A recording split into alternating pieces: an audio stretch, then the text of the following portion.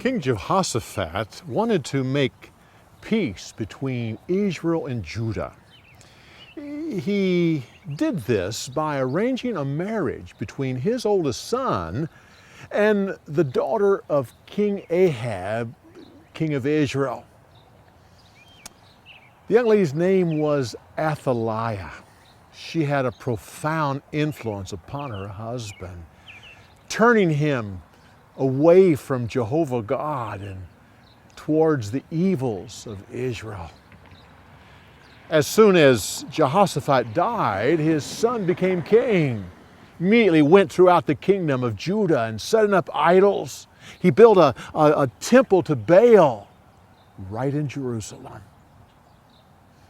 Then he killed his 6 brothers so that no one could make them king over him.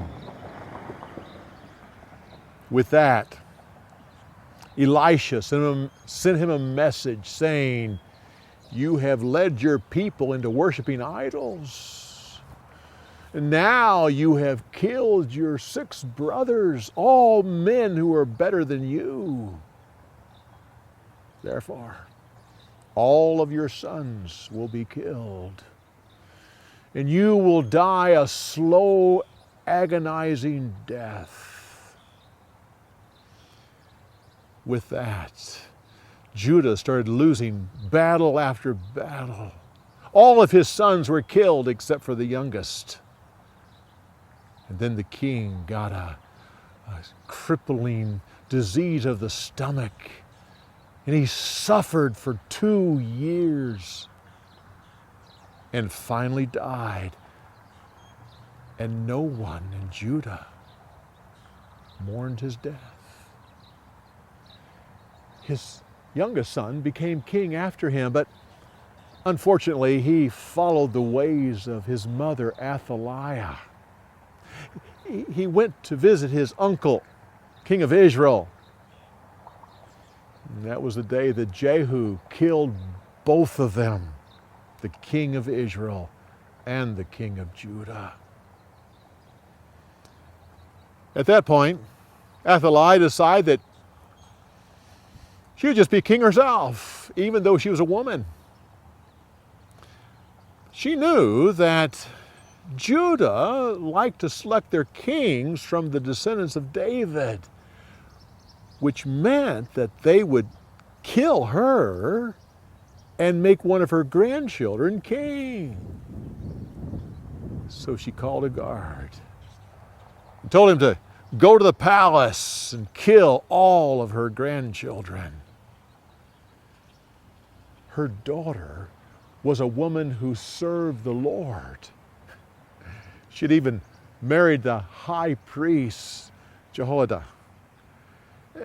She heard what the queen said, so she rushed to the palace and grabbed one child, a toddler by the name of Joash, took him and his nurse and ran from the palace just as the guards were coming in to kill all the children. She hid the child in the temple. But Athaliah thought that all of her grandchildren, all the royal heirs of King David, were dead. So she made herself king and ruled for 6 years. Jehoiada, the high priest, hid Joash until the boy was 7 years old. Then he called in trusted military leaders and heads of certain families. He said, "What would you do if we had a descendant of David?" "Oh, well, we would instantly make him king." So Jehoiada went and got Joash and brought him in and said, "Here is the next king of Judah." Immediately they started making plans on how they would introduce him to the people. They organized the military, temple activities, and crowd control. on the appointed day, all the people of Judah came to worship in the temple. Jehoiada brought out Joash and set him in that place reserved only for kings, anointed him with oil, and put the crown on his head.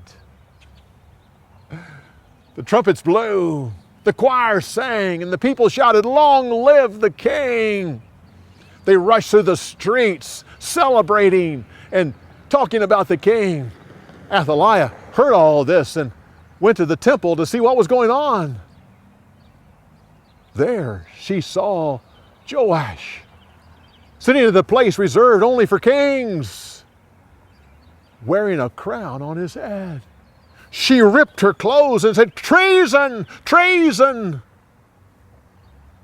Jehoiada pointed to her and said, "Take that woman out of here, because it's not right to kill someone in the temple."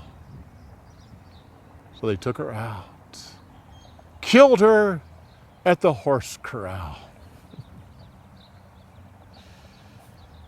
So all the people went throughout the city, tearing down all the idols to Baal. They tore down the temple to Baal and killed the priest. Jehoiada set up the worship of the Lord in the temple. The people celebrated that Athaliah's reign of terror was over.